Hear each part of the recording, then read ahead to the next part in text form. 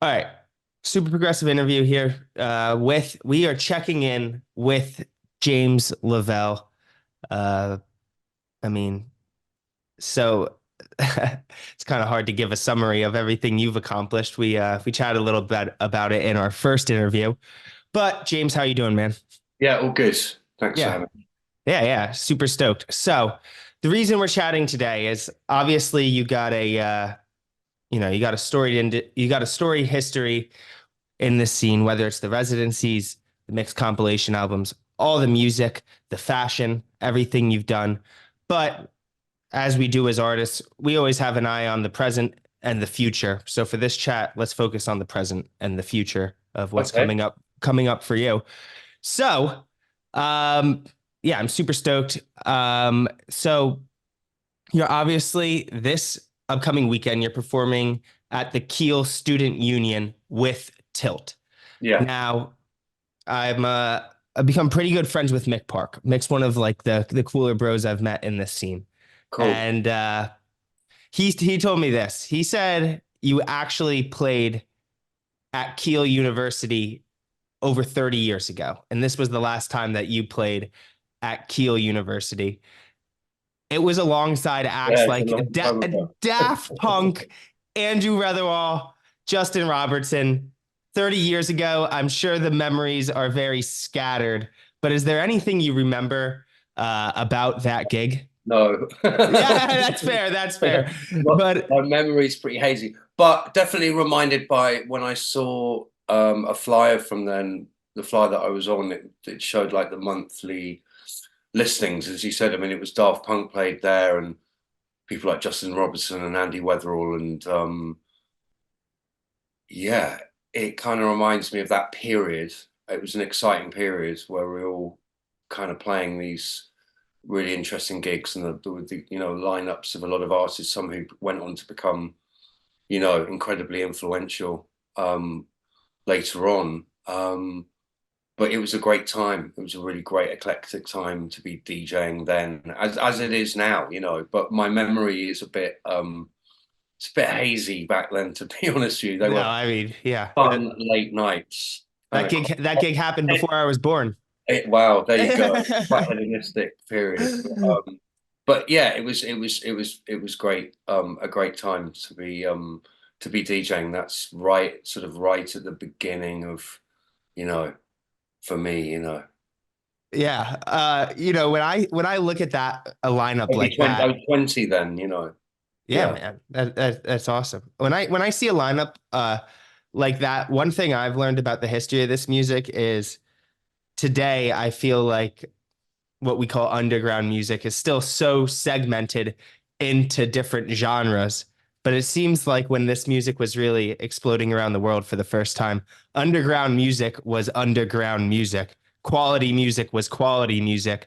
And there wasn't such strict divisions between different types No, I don't of know. genres. We still had, there was still quite a lot of elitism and there was still a lot of different club politics going on and what you considered to be underground music and commercial music and how, at that time, the club experience was exploding around the UK. I mean, it had done because of acid house and rave, and then it was going into a kind of new wave of of stuff. I mean, that period was a really interesting period because there was a kind of move starting to happen into different sounds and different things that were going on in clubland, and so that was pretty exciting. And you had the birth of things like Mowax for me, which was amazing at the time. But it was like all periods of music. There's sort of the bars change and the politics change and the underground shifts. But I think that um, it was different. Mainly because of social media, really, and that's changed Clubland quite a lot, you know. But equally, a lot was happening in only a few places. It was really when you look at lineups like that, that was very indicative of somewhere like the UK. You know, where it was, it really was happening with electronic music and club culture, particularly. And like I said, yeah, so it was an exciting time. But so there's been, so is it now for me. There's a lot of great things going on, a lot of great records and great DJs and great clubs. Yeah, totally. One thing I'm also interested, I moved over to Manchester 7 months ago now, but I'm from the United States. And this idea of the student unions at the different universities is something that's new to me because we don't Right. necessarily have that in the United States. But as I've learned about the history of the UK underground music scene, there's a lot of intersection. The history's kind of tied up with these student unions in some ways. I read a lot about these early tours that were kind of based on visiting different student unions around the Yeah, I UK. mean, it's Can you speak to that a little bit? a very fertile place for youth culture and music and art. So, particularly in a lot of the early days of DJing, for me, you were playing a lot of student unions, venues, sort of part of universities. One of the really good clubs I remember back in the day was the Arts Club in Glasgow. That was somewhere I played, at the beginning of my career, and that was an amazing place to DJ. Um, but yeah, I suppose because you've got this congregation of youth culture, and generally most of the universities in the UK would have venues and bars and theatres and things like that, and so there would be a constant sort of a lot of gigs going through different universities over the year, and then it'd also be the kind of yearly celebrations where there'll be bigger events going on where there'd be like the student balls and stuff like that. But yeah, I think for particularly for when you're starting, and the same with bands, a lot of bands when they first started would play a lot of student venues. It's still to this, still now, Yeah, as totally. I'm playing in Keel. um but it was, it was definitely part of the UK touring process, and particularly when you're first starting. Yeah, and as we spoke When about I earlier, started, it was less clubs, it was more live music. Club culture was a bit, it's more broad now. But yeah, some of them, I mean, I played so many over the years. And I grew up in Oxford, where it's very university orientated. And just as a young kid, you try and break into some of the parties, or May Day was a big thing in Oxford, and there'd always be parties and going to parties or DJing or whatever. yeah, it's really cool. And you're one of the figures in our scene that have such a long history in this music. Mick Park is another person like that. He goes way, way, way back. Um, you guys are performing together this weekend, but how'd you guys meet each other for the first time? Oh, I can't remember exactly when we first met, but back in the day, I mean, probably Fabric periods. Nice. My style of DJing broadened out more into into the world that Mick was more in. But we all grew up with lots of similar musical influences. We were quite early in becoming DJs and in being influenced by electronic music, pretty much at the beginning of electronic music. So we all went through hip hop and house, and the whole Manchester thing, and the north of England was very influential in electronic music and youth culture when I was growing up. Bands like the Stone Roses and what went on with Factory Records and New Order and Happy Mondays and 808 State and Rave. So there was a lot of references and a lot of sort of, I met a lot of people just through record shops, buying records, DJing, even if you weren't DJing in the same rooms. A lot of the time I might be playing, when I first started, you were playing kind of more the alternative set sort of circuit and back rooms and stuff like that. Um, but I think probably during when I was doing Fabric, we played quite a lot of gigs together. God, there was things, a lot of stuff like Ibiza. I think we toured Australia once, and a lot of festivals and stuff like that. Yeah. Besides happening at the same time in history, I think Stone Rose's first album came out 1988, 1989 or something like that. Same time as the second Summer of Love. hitting the UK. Yeah. Besides these two musical movements, Manchester, Summer of Love, Acid House, happening at the same time, what are the qualities in the music that makes there to be this natural bridge between those two sounds and those two fan bases and those two cultures? Oh wow. I mean, what as in what was going on with some more of a rock music thing Yeah. and I mean, I think that what happened was that the bands were dominant. You know, that was what has had been going on since the birth of live music, pretty much, or you know, rock and roll. And bands always took influence from different things, and I think that there was this amazing moment where you had a people that had grown coming from more of the live, you know, organic band circuit suddenly discovered very early um, you know, what was going on with house and dance music. You had it with Primal Scream in London and Andy Weatherall, and you had it with the Stone Roses, Fool's Gold, and Happy Mondays, particularly. And previous also New Order. And New Order had been so heavily involved in electronic music and were one of the great, you know, probably made one of the great, the maybe arguably in the top cup five best electronic records of all time, Blue Monday, and had you know, in the north of England had a very big relationship with club culture because of Northern Soul, and also just as you know, clubs and working men's clubs and stuff like that were very much part of culture there.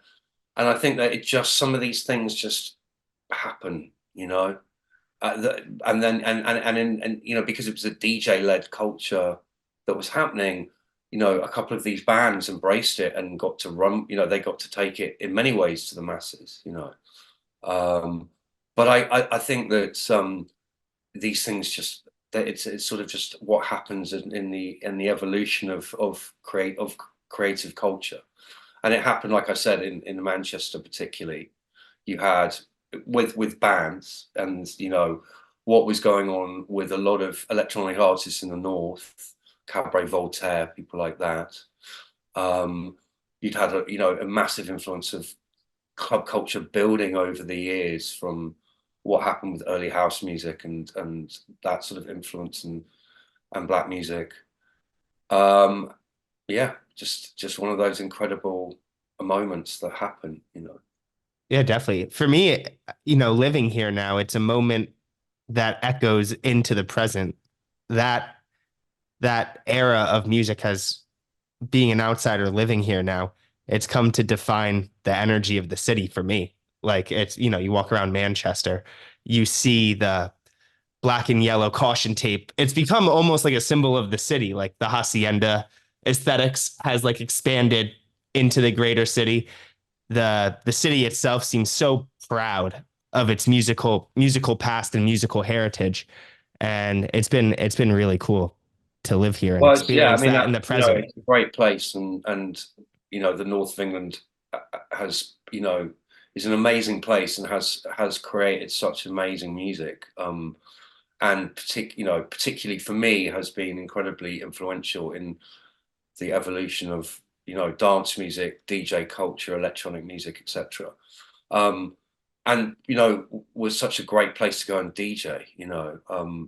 So whether it's um, lots of amazing memories of playing places, particularly like Manchester, Leeds, and Liverpool over the years. You know, Yeah. Sheffield. Um, You know, you spoke briefly about how you met Mick in the early days of Fabric. Today, kids my age and younger know Fabric as this international clubbing institution. But what were yeah. those first like early days at Fabric like? What was the Oh, club it was like? like the lunatics running the asylum. You know, it was great. It was great fun. It was a really important, you know, with a big shift in what was going on in London. This incredible club that was built for DJs, for clubbers, by clubbers. Um, it kind of was the beginning of a new generation of clubs and clubbing experiences in particularly in London. And it was I was playing there every Friday night. So I had a residency. I started Fabric Live. Um, Amongst there were other DJs that were playing there regularly, like Terry Francis, Craig Richards, to name a few. Um, but it was like an amazing social gathering for the first sort of that first 5 year period for me was pretty amazing. Particularly the first 3 years was just it was the best club probably in the world. You know, it Nice. continues to be one of the best clubs in the world. But those first few years, it was definitely the best club in the world, and everybody was hanging out there. And you'd have DJs coming after they finished playing in other clubs, then to Fabric to hang out. And I'd be in there on a Friday, DJ somewhere on a Saturday, and come back on a Saturday night and hang out. It was, and then you'd go to the Sunday night, and you just basically spend a lost weekend in Fabric for years. It was great fun. Yeah, it's And awesome. there was great music. It was a great time of what was going on with music, and there's a lot of really interesting things that were sort of championed and broken. Because of the regularity of having regular DJs and residencies and the sort of continuity to that. It allowed a lot of allowed people like myself to be able to break records there and actually experiment and build new sort of musical language with your audience, which is always what's great about when you play a residency and have that time. Yeah, it was exciting, and I think that shift and that the eclecticism there was definitely was an influence to what was to come in a lot of records that were made and how a lot of clubs were looked at their lineups and DJs after that. What was the frequency of your residency there? I played like between 3 and 4 times a month. So Oh yeah, so pretty pretty much every much Friday. weekly, like a true Yeah. residency. Yeah. No, absolutely. That's what I'm saying. Yeah, I would. Yeah. What? Wow. It what what does having a weekly as a DJ? What does having a weekly residency um allow you to do that you can't do in maybe a one-off gig at a club It's just somewhere cool. You else? get confidence. You get to learn your crowd. It allows you to be more experimental, to try to take more risks. I Yeah. think when you go into when you're going in on a one-off experience, you want to go and make an impression and you know sort of have the best night ever. Um, and there is an expectation and maybe an expectation to what you're going to play and what you're going to do when you're doing a night regularly and a residency weekly, like I did in Fabric, like I did before that at Bar Rumba with Giles Peterson. But that's how it is. It allows you to experiment. It allows you to take risks. It allows you to be more confident because you can just you just get more used to the environment and to me, what's great about and important with that is to be able to push things. And, it's about art and entertainment. It's about trying to find a balance between the two and trying to, but, it gives you the opportunity to try things out that maybe you wouldn't when you're going into an unknown environment. You may want to try and play records that are going to work. Whereas in that environment, it's exciting to be able to try something that you don't know, but you like it, and you're going to try and see where it goes. And Yeah. and so records get broken, but the dynamic of how records are released and promoted is different. And in those days, it was about breaking records. It was about the whole sort of way that records were given to DJs, and I could have a record for 6 months that I was just playing every Friday, and over a period of time, it would get bigger and bigger, and other DJs would start playing it or whatever. Just there was a kind of whole. Generally, it was a bit different the way it was done. Yeah. I just have two more questions for you. One being, when I think of you, and I'm pretty new to this scene, maybe 3 years into it, but so one prolific musically, but also across different disciplines of artistry, you've you've not only experimented with, but have success with and left an impact on.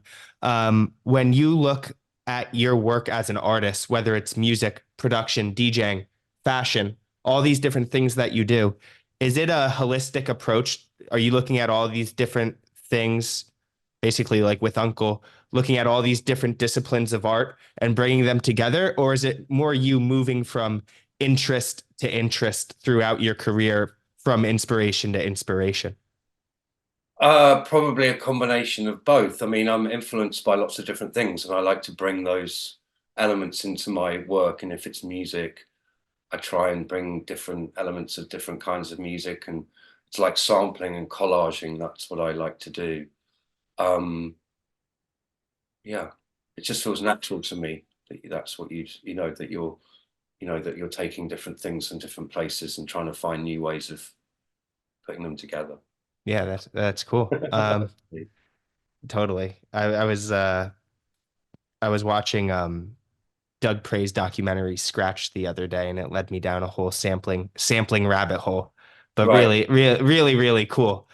Um, but I want to bring it into the present. Uh, what's up? What's up with you? Like right now, is there any projects that you're working on that you're excited about? Anything you can share with us, or anything coming up for Uncle that you're just excited about? Doing shows. So we're just doing some Ronin live shows over the Nice. summer. I'm going to be in China and going to do some few shows in the UK and festivals and other places. So that's exciting. I'm trying to work on new music. So I'm in the studio. Imminently, got a remix for Lost Souls of Saturn, Seth Troxler's project coming out this month, maybe. I think maybe later this month or Nice. beginning of next month.